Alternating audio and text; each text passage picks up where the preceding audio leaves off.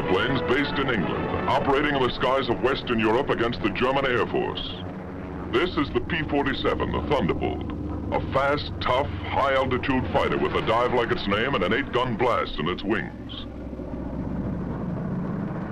Here is the Lightning, the P-38, master of the air in many theaters of war.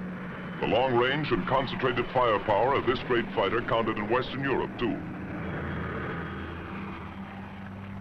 The Mustang, the P-51, longest range fighter in the world. Speed, fast climb, quick dive, tight turn. A fighter pilot's dream.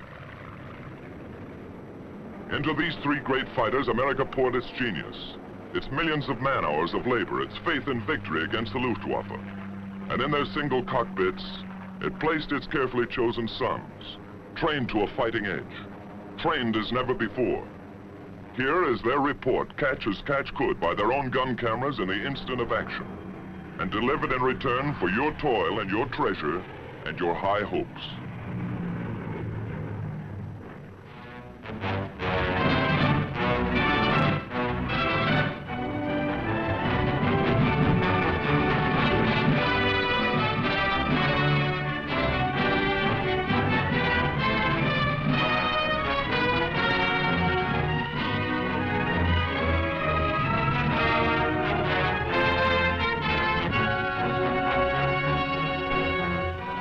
This is a Thunderbolt base in East Anglia on the east coast of England. One of many such bases from which our fighter planes swarmed up into the far red yonder of battle to the east. Their main job, although they struck many other blows, was to escort and protect our heavy four-engine bombers, the Big Friends, against the Focke-Wulf 190s, the ME-109s, and the enemy's rocket-lobbing twin engines, Ju-88s, ME-210s, 410s, and others. To attack them whenever, wherever, and in whatever strength they appeared. Our direct challenge for control of the air. Trucks bring the pilots from the field to the squadron dispersal hut for intelligence interrogation after the mission. Coffee and sandwiches if they want it. Little action today, just a routine escort. You saw 4 190s on the field. That's right. Harry saw them, too. I think it was this field, Jack, farther west. We made the 180 here and flew about 2 minutes on 340. Well, that's about 15 miles south of Hanover. We thought that field was knocked out. They seem like ordinary American boys, but look a little closer. Now they pile in a Jeep and ride to chow. They have Jeeps enough, but they like it this way. They kid a lot, high-spirited. And later they relax and enjoy the not-too-frequent sunlight. Unless some joker is present, and he usually is.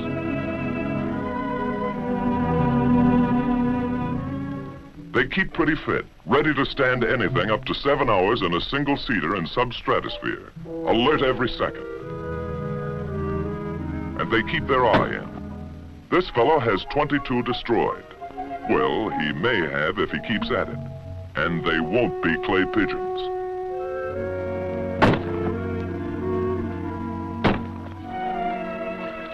The old swimming hole is the same in England as at home. They had a beautiful summer in England that day. Little aquatic practice won't hurt either. They may have to make a high dive with chute and become a channel swimmer almost any time. Of course, it gives their airborne pals a fine chance to practice low flying a bit.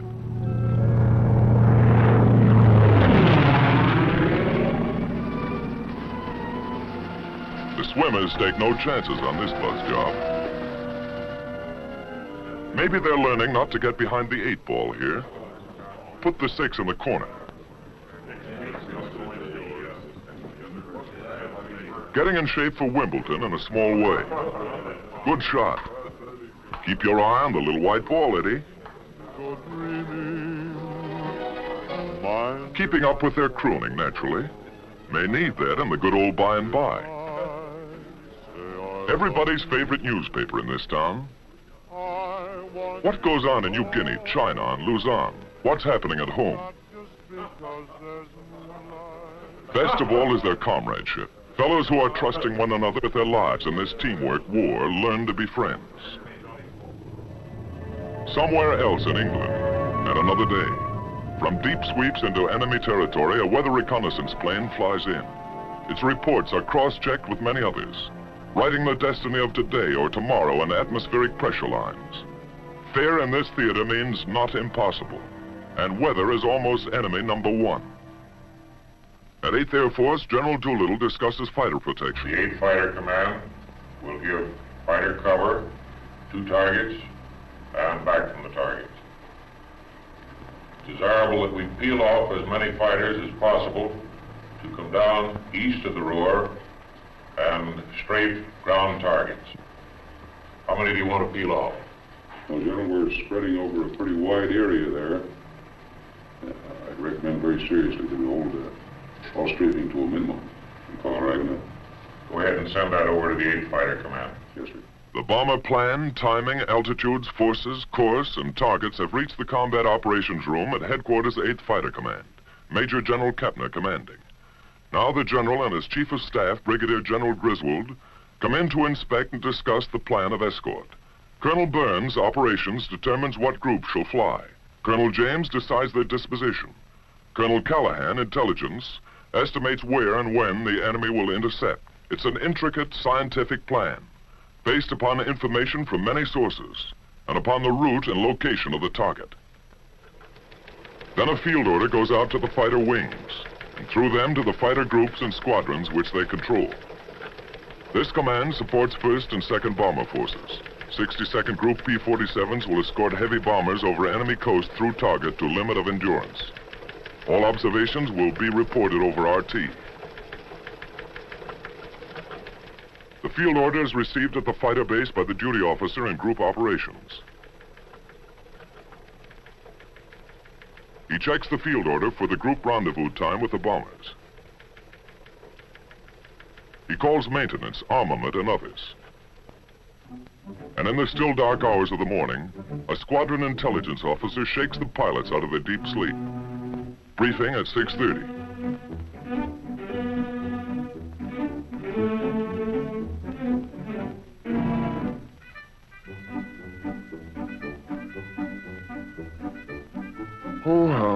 Why can't they fight the war at a reasonable hour?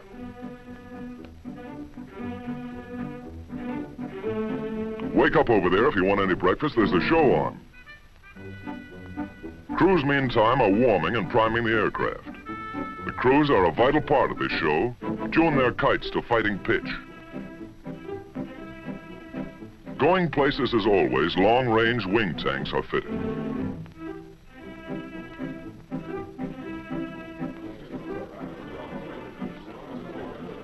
Now briefing and everybody present.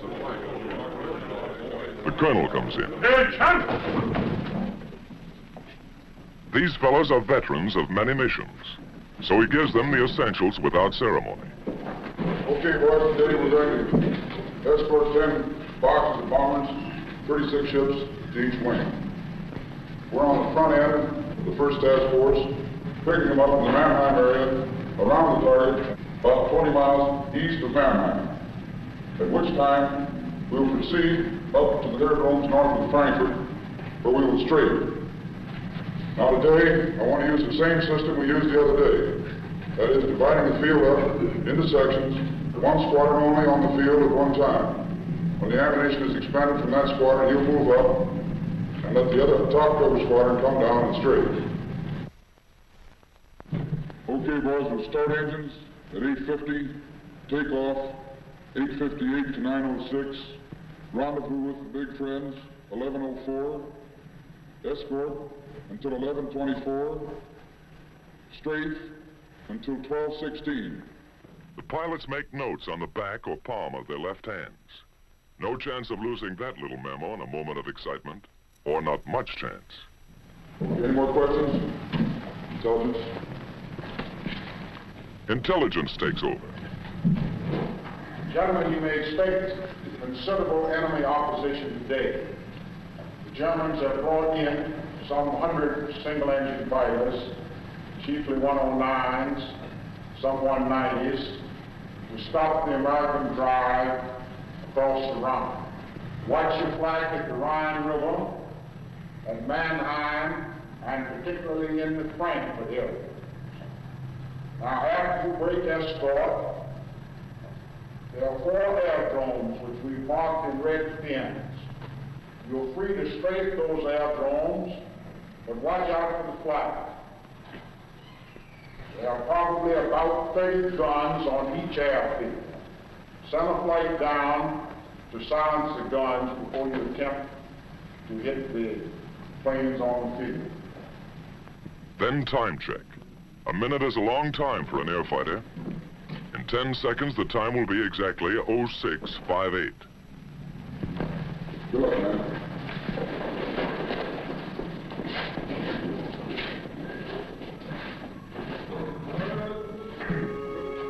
Surprised? These fellows know what's at stake. Each man takes his emergency kit and empties his pockets. A scrap of paper might tell a big story to enemy intelligence if he has to bail out. Last but not least, each pilot picks up his chute and rubber dinghy on the way out. 20 minutes before takeoff time, trucks bring the pilots to their planes. The group leader gives his own flight special instructions. Techniques are proven and fairly standard, but they're rugged individualists, these fighter boys, and each leader has a few ideas of his own. All right, let's get aboard. Helmet is not only for warmth, it holds radio earphones, too. Oxygen mask contains the mic. No hands to spare on this one-man kite. Here this pilot will fly and fight in the icy substratosphere or dusting the treetops of Germany for anything from 4 to 7 hours. Oh, my aching back.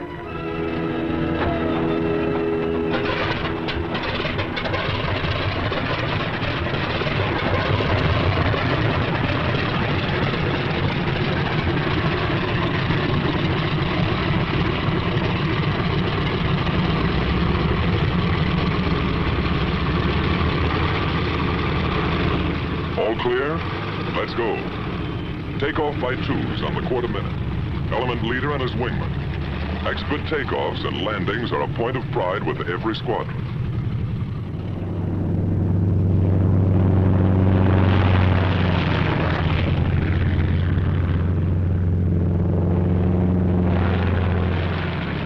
While at other bases, timed to the escort schedule, the P-38s get underway.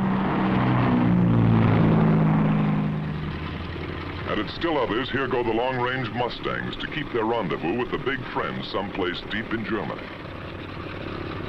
Somewhere out there over enemy territory, near or far on the long route as the bombers go out and come home, each of these fighter formations will make rendezvous with them at a certain point on the exact minute.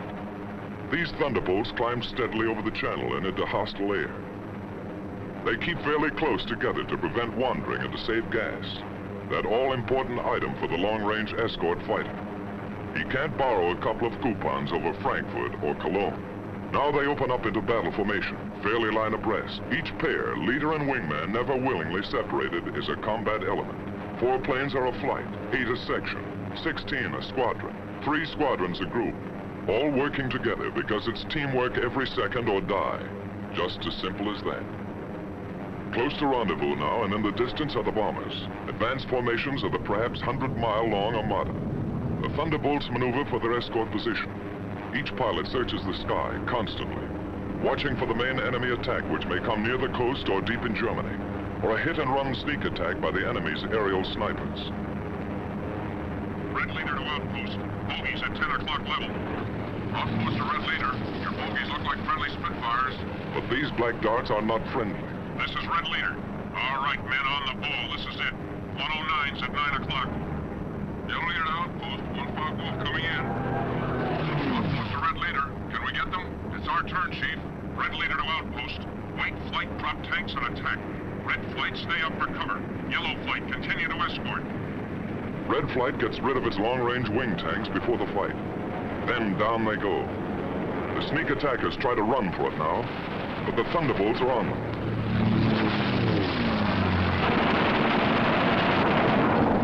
With a touch of the finger on the stick, a camera and 8 machine guns are put into action. Small cameras set on the wings make the ring. Poor pictures due to gun vibration. But you see it when it happened, as the pilot saw it.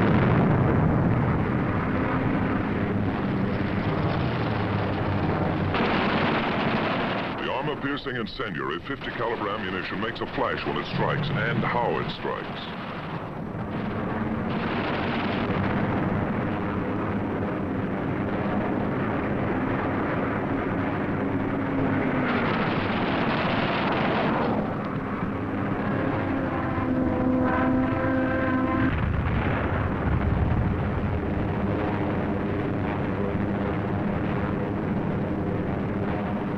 Bombers, ready with their own guns for anything that slips through, didn't need them this time. All over now, just a skirmish, part of the escort routine. The flight reforms and climbs to regain its position with the rest of the squadron. In the distance, coming in to relieve the Thunderbolts is a group of Mustangs. This is Red Leader. Okay, men, it's time to break escort. Mustangs coming in at 8 o'clock. The Thunderbolts break escort. They head for home, watching for every possible strafing target on the way. The Mustangs, far in the distance, sweep the surrounding sky as they come in. Next to the belly or wing tank, which doubled the fighter range, the most important feature of long-range fighter escort was the relay system. Because of differences in bomber and fighter speeds and the need of much weaving, fighters used up their time and distance almost twice as fast as the bombers. Thus, the same group of fighters could remain with the bombers only 25 to 40 minutes out of a 6 or 8 hour mission, going and coming. And 1,000 fighters might be needed to keep anything from 40 to 100 on the job at all times. While the enemy could strike with 250 at any point he selected, our fighter groups had to relieve one another at rendezvous points all along the route, like this. Simple in diagram, but difficult in the limitless, often weather-blinded spaces of the enemy air.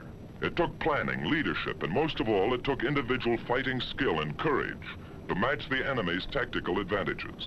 Forewarned an hour and a half by his radars, our bombers gained altitude over England, he had plenty of time to mass his fighters at his chosen point of attack and to outnumber our escort at anything from 2 to 1 to 10 to 1. This captured film shows how quickly the 109s and the Focke-Wulf 190s got into action. They were as grimly determined to stop these great daylight thrusts into their industrial heart as our bombers and fighters were resolved to press them home to the hilt.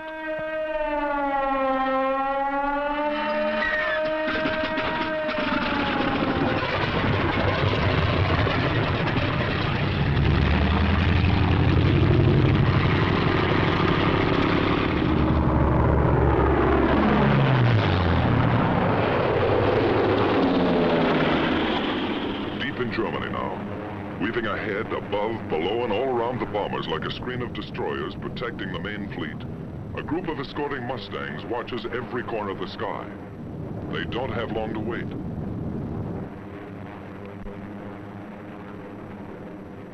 Ceaseless training plus battle experience has taught them to recognize the enemy almost by instinct.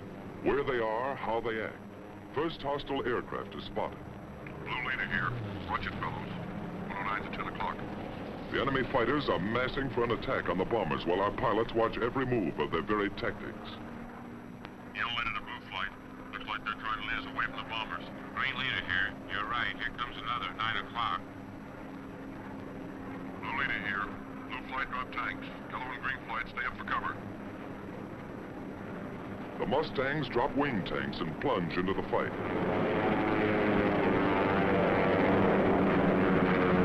The head-on dive through the fortress's formation is a favorite. So fast sometimes, and so many, our fighters cannot head all of them off. The Huns make a sneak attack on our bombers from behind. Some of them get in close, as this captured enemy gun camera film shows, and hammer our bombers with their 20 millimeters. It's punishing, but they shall pay. The Mustangs are in the thick of it, and the battle ranges all over the sky as other formations join in.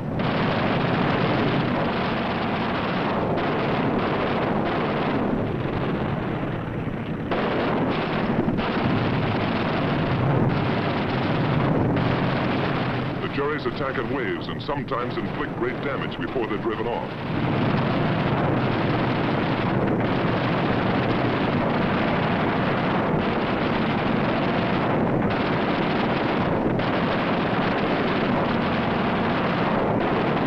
The B-17 catches fire and goes down in flames. The German pilots are determined. So are ours. to the death.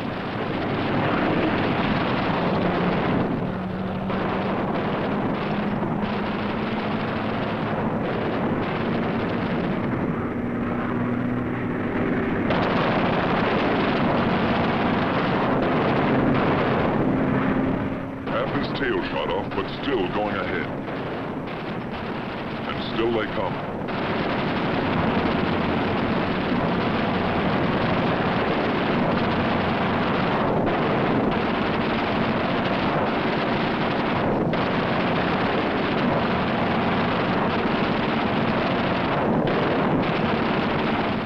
We lose another, but they cannot stop us. Our fighters, often heavily outnumbered, engage the enemy all over the sky. And this battle is only one of many. Day after day, month after month, Mustang, Thunderbolt, Lightning against the ME-109s and the FW-190s. Our fighters attacked, attacked. 2 into 10, 6 into 50. They broke up the enemy's mass assaults. Then their shattered flights were pounced upon and destroyed individually. Our victory column soared at the rate of 4 to 1. Great and gallant days they were. Many new aces, many empty places. Victory, victory, death, victory, victory.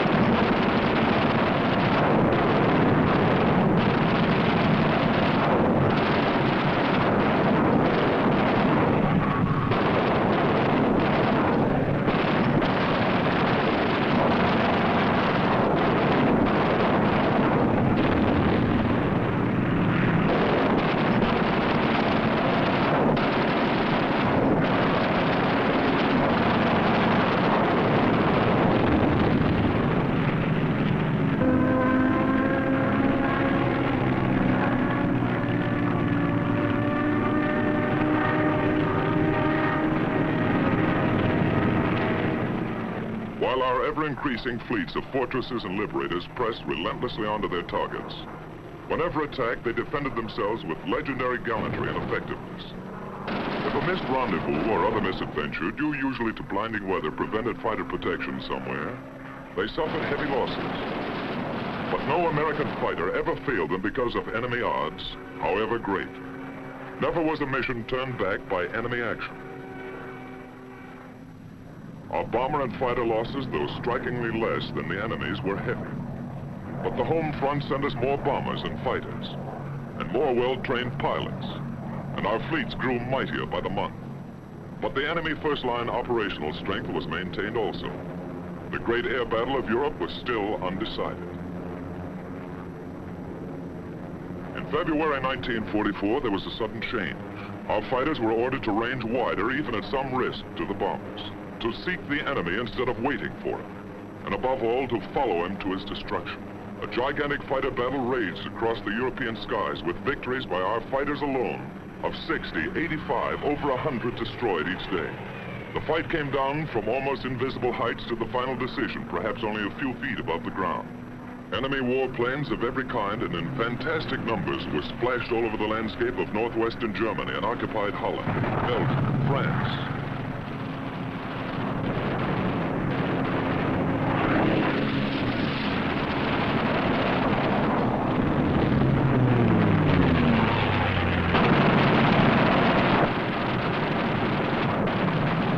Watch this 190 hit the dust.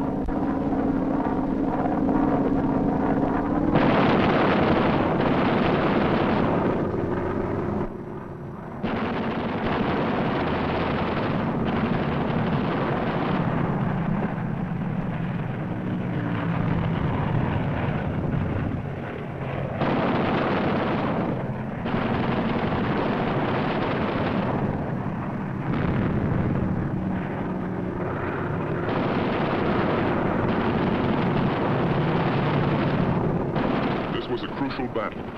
Both sides aware of the coming events, and air domination itself at stake. Once again, a better cause, better planning and leadership, better equipment, and beyond everything else, the know-how valor of our fighter pilots gave us victory. Only this time it was decisive. So many of his aircraft exploded over his own forests and housetops, or were driven, flaming wrecks, into the ground. So many of his famous fighter leaders met death at the hands of some grimly determined boy from Illinois, or Wyoming, or wherever, that his morale was shattered. His defense plan was smashed. The Luftwaffe cried, "Enough."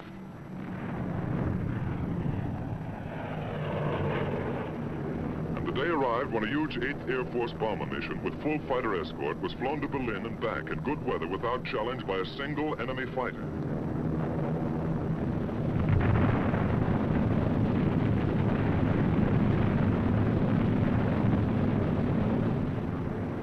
Quickly now, our long-range escort fighters seized their opportunity. Since the enemy did not come up to fight, down they went to blast his planes to pieces and burn them on his own aerodromes all over Western Europe and the very heart of Germany.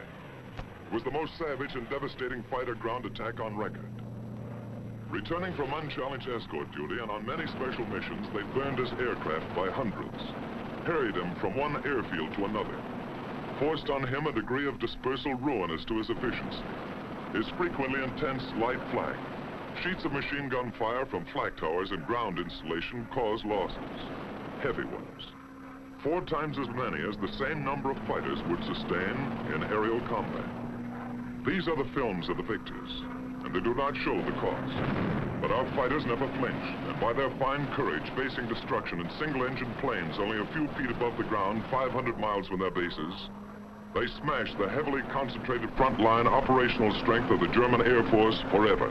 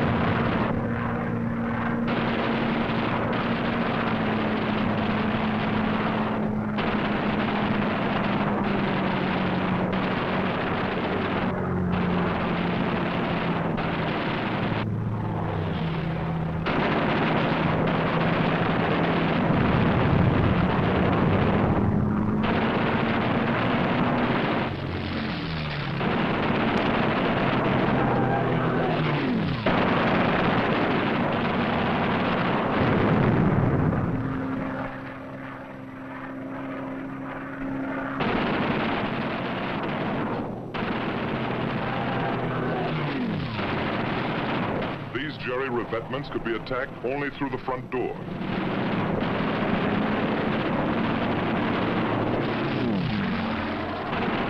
These copied Allied Invasion Day stripes failed to deceive our pilots.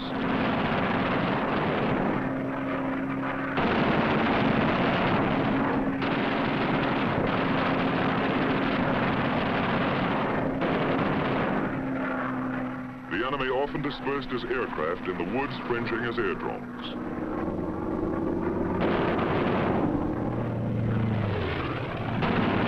Always open season on this kind of sitting duck.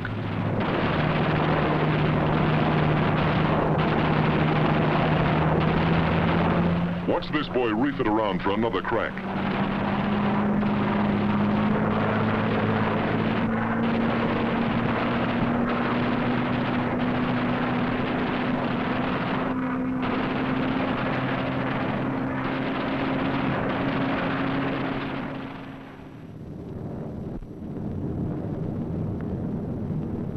Steady, relentless bombing of Germany went on without ceasing.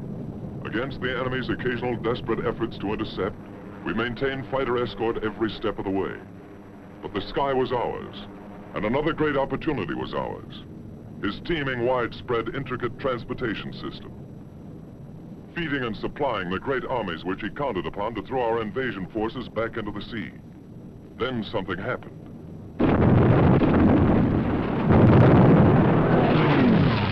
The enemy's roads and railroads were struck with a mighty force of air power. They were tense days, crucial days, and both sides knew it.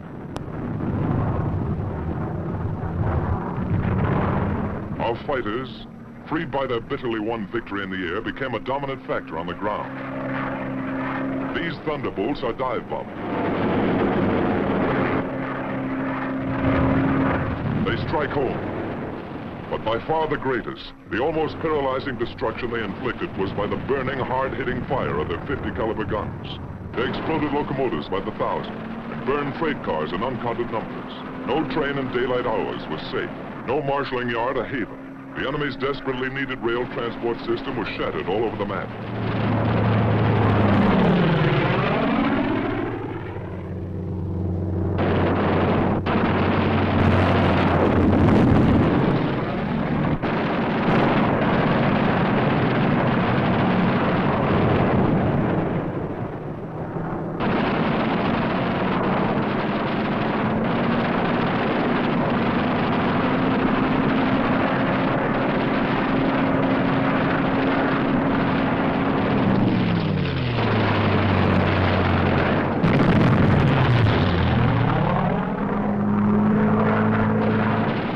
Tank goes up, one of many.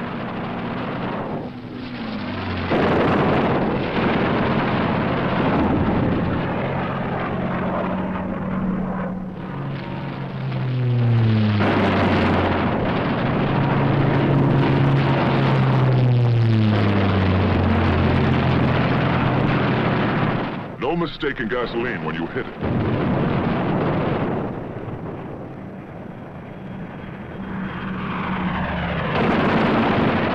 Too small, even a single railroad car.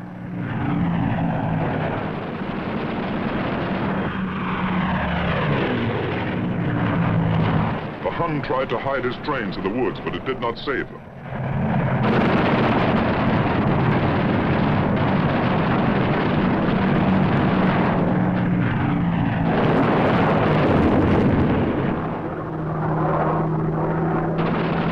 His diversion of traffic to slow-moving barges was no escape. The hail of our fighter fire swept the canals.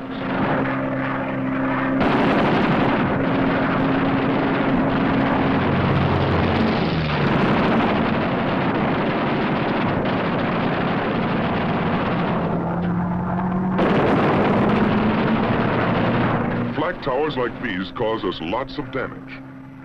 They took plenty in return. Radio and radar stations came in for a special beating. Flank and machine gun defense was forced upon the enemy wherever he hoped to move. It was intense. Watch these bursts of light flak. Much of it our skillful pilots knew how to avoid. Some of it cost us grievous losses. None of it turned us aside.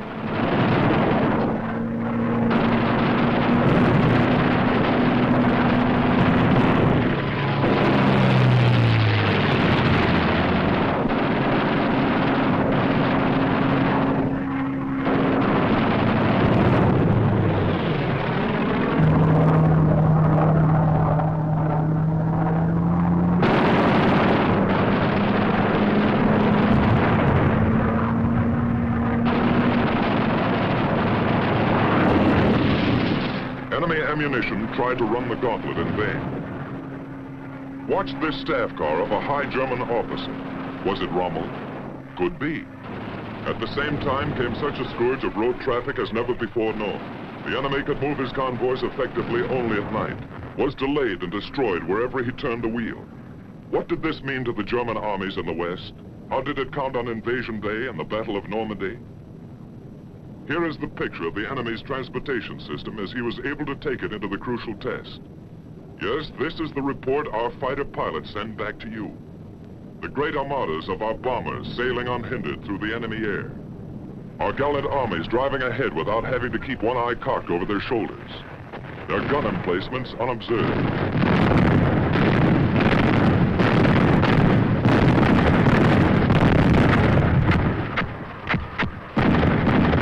Everywhere above the mighty battle was and is the flash of American fighters. The Thunderbolt, the Lightning, the Mustang. The Germans see them deep in their own sky and cringe. Our men see them above the grim fight and cheer. There are remembered names in the mess halls.